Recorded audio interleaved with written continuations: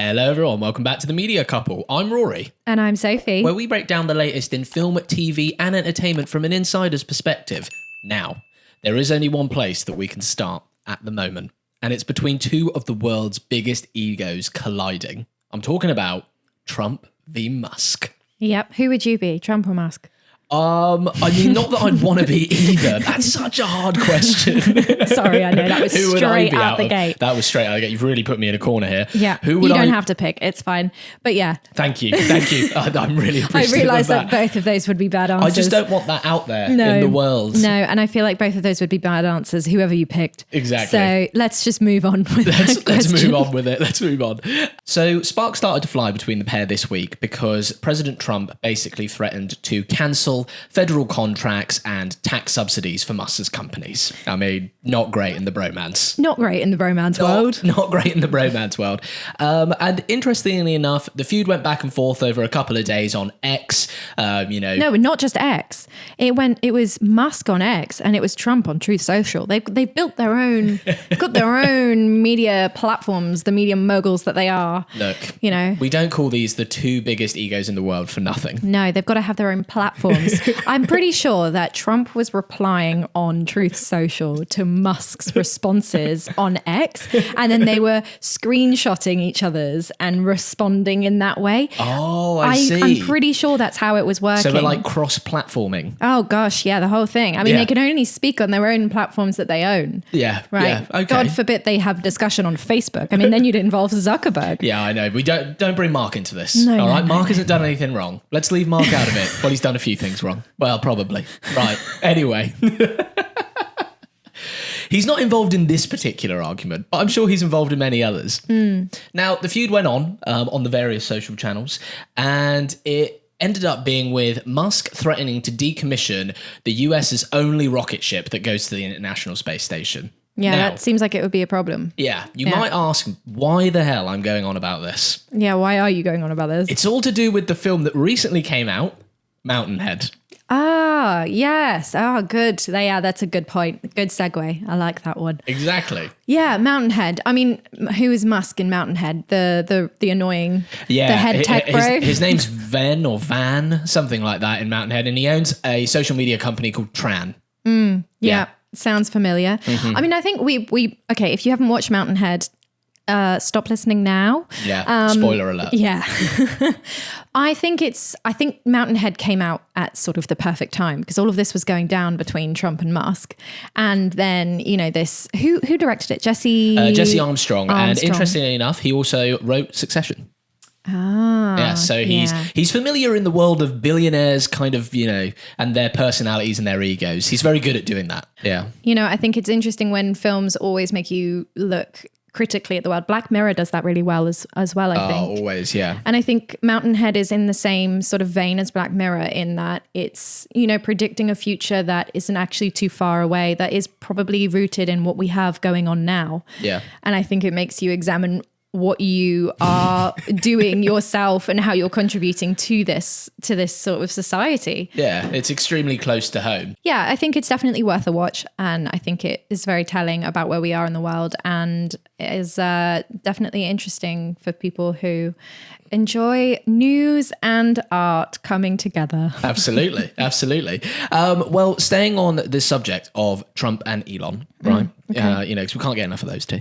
Channel 4 have actually commissioned a 60-minute documentary on the breakdown between the pair. Right. Now, what's crazy about this, I think, is this show was commissioned on the 6th of June, and it's due to air on the 13th on Channel 4. Of June? Of June, yeah. Sorry. Commissioned on the 6th of June. Commissioned on the 6th of June and due to be aired on the 13th. Well, I mean, either the film couldn't have been made because it all went down. Yeah. Like a week ago. Exactly. That's in very, okay. So, well, I want to stay on this because I've got some questions I want to ask you around this sort of fast-paced documentary style that we're seeing out of a lot of the major broadcasters lately. I'm just wondering from your perspective, why is it that broadcasters are seemingly leaning on these fast-paced documentaries now? Why they're leaning on these documentaries? Yeah. Well, I think there's two answers to this question, right? Mm-hmm. So first of all, they're kind of leaning into the news element of this, right? It's viral. Everybody's talking about it. They want to sort of capture the zeitgeist. They want to capture that upward trend, that virality, get the eyes on, get people watching their show, because this is in our it's our consciousness. We're talking about it. I mean, we're talking about it on the podcast. Exactly. It's on our minds. It's what everybody's talking about at the moment, right? Yeah. So Channel 4 obviously want to capitalize on that and get as many eyes onto the documentary as possible. That's point one. Point two is I think they're also in a place where they're trying to stay relevant right now. Yeah, it's a good, really good point. They are trying to keep as much relevance going as possible. And the way that they're seeing that is through putting out content that's quick, because that captures, again, the viral moment. Yeah. Kind of emulating what digital channels are doing, what social media is doing. Yeah. Now, I have a few thoughts about this. Yeah, I mean, I'm interested to hear it. That kind of a documentary is going to be a documentary that is going to feel like an extension of a news report. Absolutely, yeah. So it's going to feel like basically a deeper dive into Musk and Trump and the feud. Yeah. And I think it's really interesting that Channel 4 are doing this, because I don't necessarily think it's going to be very helpful to them. Right. Okay. I mean, why do you say that? I mean, I know historically on this podcast, one of our very first episodes, we talked about the Channel 4 back then was struggling.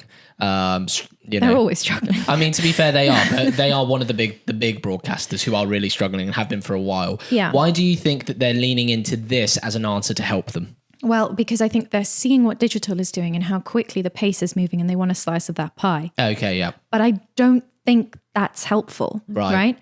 They're never going to beat digital. They're never going to beat social media. They are never going to beat YouTube. Yeah, they can't compete. Yeah. They just won't. Just purely based on the fact that they have standards that they have to uphold as a broadcaster. Yeah. YouTube doesn't. Any YouTube creator can go and create anything and just post it that same night, right? Yeah, absolutely. Yeah, there's no compliance to follow, no restrictions. No. But even on that, even to that end, the speed to market is so much quicker on digital platforms, because it's individual people. You don't have all these different people who need to sign things off. By the nature of the way that the broadcaster is set up, they are never going to beat it. So don't try and beat it. Yeah. Go and do something different. I mean, I guess that's their thinking though, right? Is that they're like, but what is it that we can do differently? Because we see the growth of YouTube. Yeah. We see the growth of these content creators producing like great shows. Well, I think that's the point, right? They are not. Channel 4 has always been a youth, a young. It's a youth-led, quick, broadcaster, yeah. But now the youth are no longer with Channel 4. Now the youth are online. So they're trying to find their identity in who they are, I think, a little bit. Yeah. And I think, okay, you guys are the traditional media. Lean into that. Lean into making really, really deep, layered documentaries that digital YouTubers can't do, because they don't have the experience, they don't have the background, they don't have the gravitas. Well, sometimes as well, like they don't have the journalistic background. Exactly. Right. So lean into the fact that you guys can create these amazing kind of documentaries that are really deeply researched and give you so much more background information than anything could give you online. So you're actually saying there that they should revert back to their older methods, right? Revert back to no, making... but I don't think they ever really did that, did they? Well, I mean, there are some good Channel 4 docs out there. But they weren't known for that, is what I'm saying, right? They were always known for being like the cool, young, like responsive, like this is youth culture kind of thing. And I think they're still trying to do that. Yes. So I think it's kind of a rebrand for them. It's that, okay, you're a traditional media company.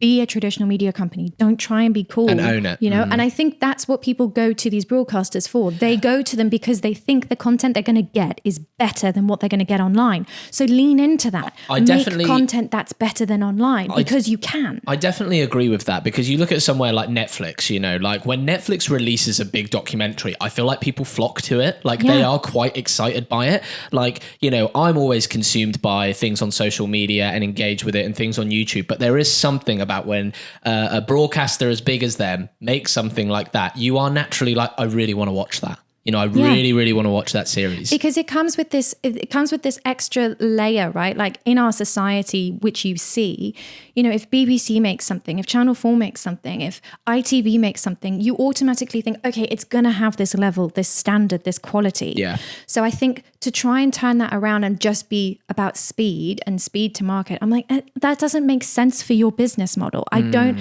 And if they're trying to change their business model to like, I think that's what I'm not understanding, is that for somebody who watches that kind of content, I don't want to watch you make something quickly. Yeah. I want to watch you make something that's really, really in depth. If it takes you half a year to make an amazing Trump v. Musk documentary, I don't mind waiting for that. Well, it's a little bit like, do you remember that Trump series that came out on Netflix? Yeah. And it was basically like his whole life. Yeah. I mean, it was so interesting. Yeah. Because it went into so much detail. But that's what I'm interested in. If I want to watch something that just recaps what happened, I'm going to go on YouTube. I'm not going to think about going to Channel 4. See, I feel a little bit like that with this. Like, I feel like, you know, when BBC do Panorama, right? Panorama is like a 30... But that's news. Yeah, but it's news, but it's a 30-minute deeper dive into the headline, basically. And it's like, we're going to go visit this person and talk to insiders and talk to leaders and talk to people on the inside about the issue.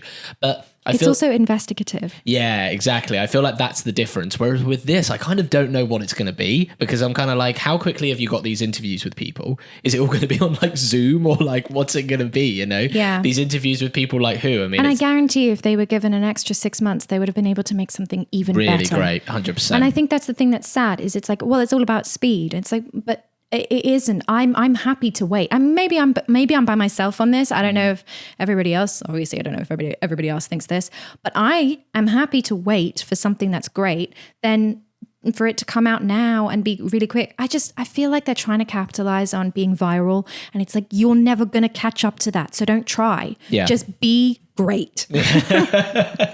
You can do it, Channel 4. It's simple. You can right? be great. Channel 4, just think of those words, all right? Be great. Just be great, all right? Exactly. All right, we're gonna get that on a sign and send it in.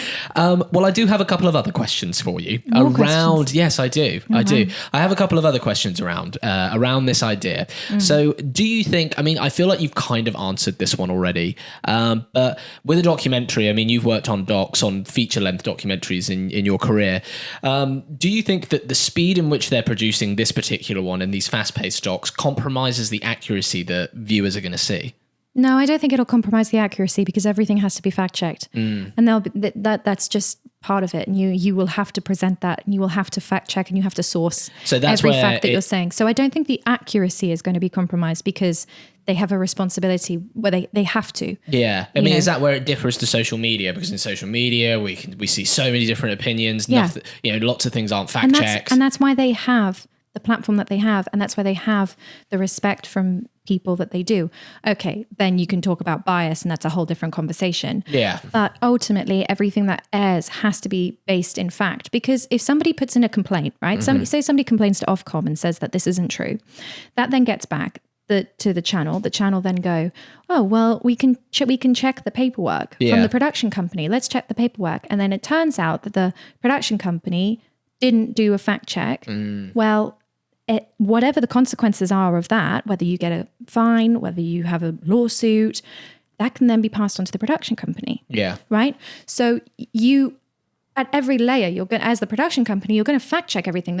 You would want to fact check everything, because it's a risk otherwise if you don't. You want the show you've been working really hard on to go out. Yeah. And I take it you want to be paid. Yeah, exactly. I mean, you would get paid. It would come back after the fact. But the point being is that there is always that risk of it coming back to you. And also, like, what's the point in putting out anything that's not factually correct in that sense, unless you're trying to make a propaganda film? And if you're trying to make a propaganda film about Trump v. Musk, you ain't going to win that one. Sorry. What you want to do with that is make your own social media platform, right? And then just put it out on there, and you can put anything out on there. Exactly. So yes, of course but there's also like systems in place to ensure that that accuracy is guaranteed, or at least a fail-safe for it. Yeah, because I mean, before we're even at that stage, like before you start filming a documentary, you go through research already, right? Mm-hmm. Like you would sit and have a researcher, someone who's, researching stories for you based around the narrative, the story you want to tell, right? So already there's layers and layers of research before you even approach, the subject you want to talk about. Of course there is. And then afterwards you go through the film with a fine-tooth comb, and every fact that's said, you then source it. And you have to have 2 reputable sources at least. What does 2 reputable sources look like not in Wikipedia. What about Truth Social? I mean, think about it. If you ever had to do like a paper in high school or at university, you know, and you had to source it, and you had to source it, but you had to source What was it called? Like facts. Oxford referencing or something like Harvard that. Harvard and reference. MLA and all that kind of, Yeah. Well, you don't have to do it in that sense. You just need to, but you have, anything that would pass for a paper like that would again pass for in this kind of a scenario. It has to be reputable. It has to be not just one, it can't be opinion. Right. It has to be proven that there's multiple sources that are saying there's multiple reputable sources. And then you pretty much covered yourself and you send that document over to the broadcaster. And that basically proves that you've done your due diligence, and they will look at that and they'll go, yep, great. That in the BBC, there's editorial policy. Okay. Where they basically also do that. They have a whole department. Yeah.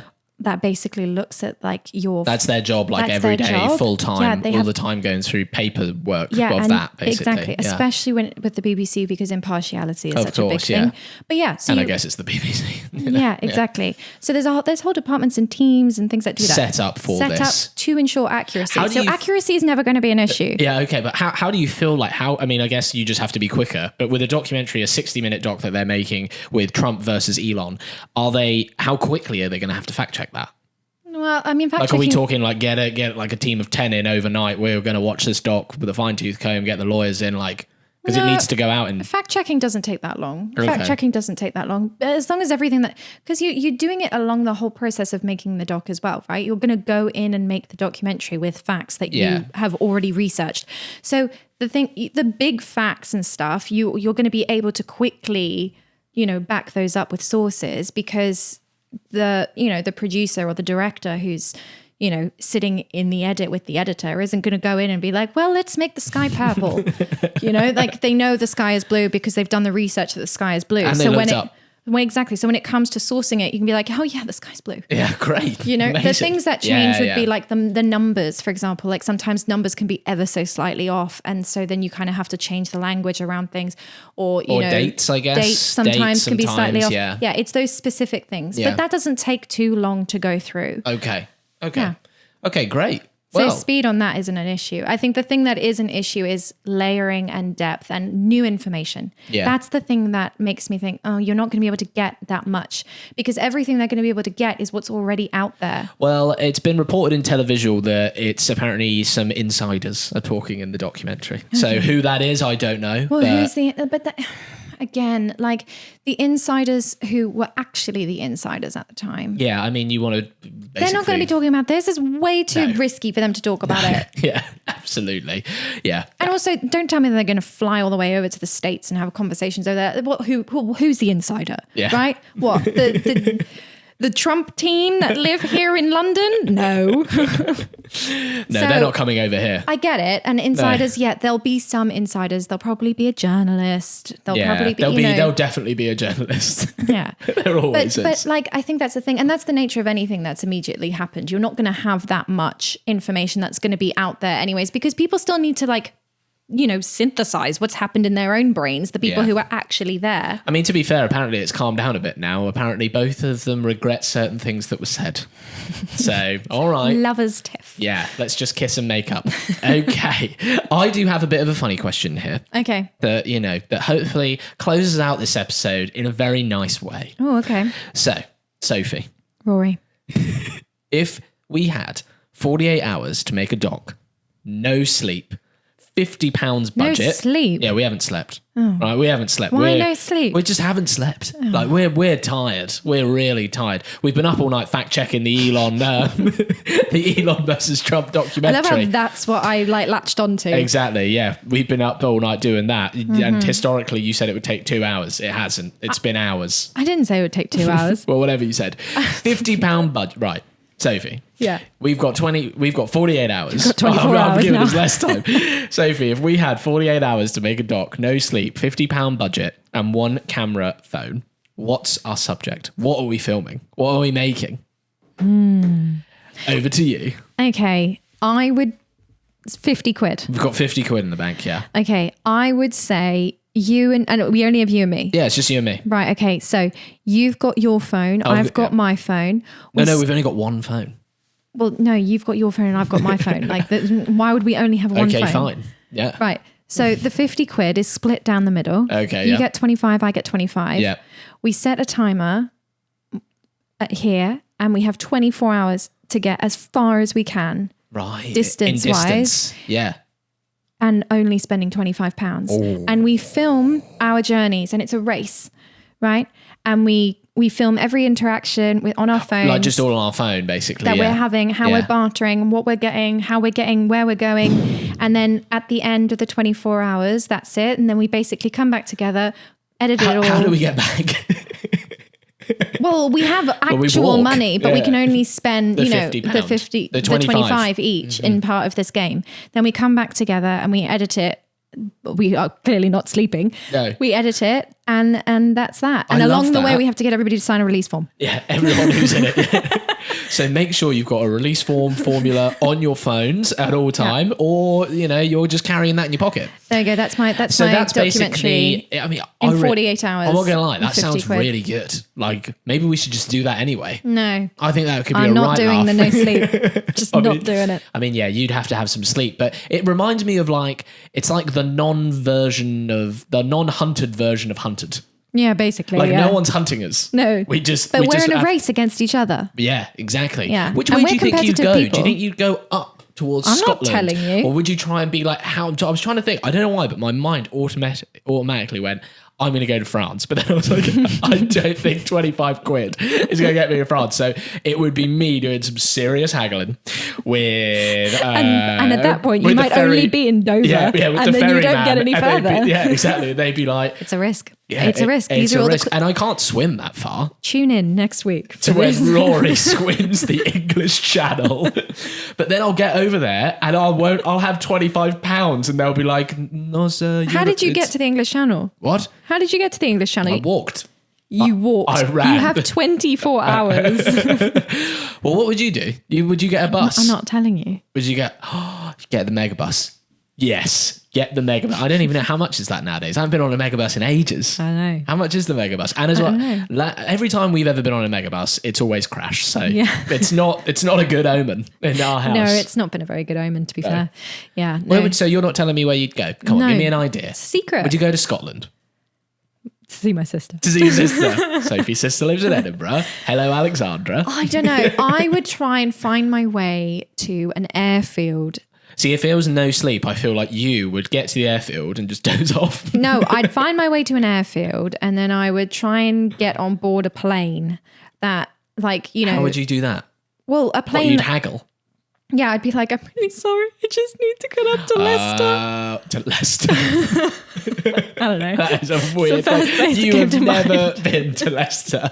Why are you going now in the racing game? Because it's you've never been there. You're like, I know the perfect place. Leicester No one will north? ever find me here. Leicester. Leicester is north of here. Yeah, north of London. There we go. That's good. That's So good. Well, I'm going to Dover. You're So. going to Dover and swim in the channel. I'm going to Leicester on a plane. No, you're not. Oh, yeah, you are actually. Sorry. I thought you were going to Leicester and then getting a plane from Leicester. No, you're convincing. I could do that so too. what airport would you head to? I don't know, an airfield. Heathrow. They've got loads of No. flights to Leicester. It's a really, really popular destination in the UK. Right. Well, on that lovely note. On that lovely note, tune in next week to see Sophie catch a flight from London Heathrow to No, Leicester. I'm just not doing that. Thank you ever so much for joining us on this weweek's episode of The Media Couple. Please subscribe to the channel. Please. Please. No, ow, that was my hand. Please subscribe to the channel if you're watching us over on YouTube. Leave a comment, leave a like.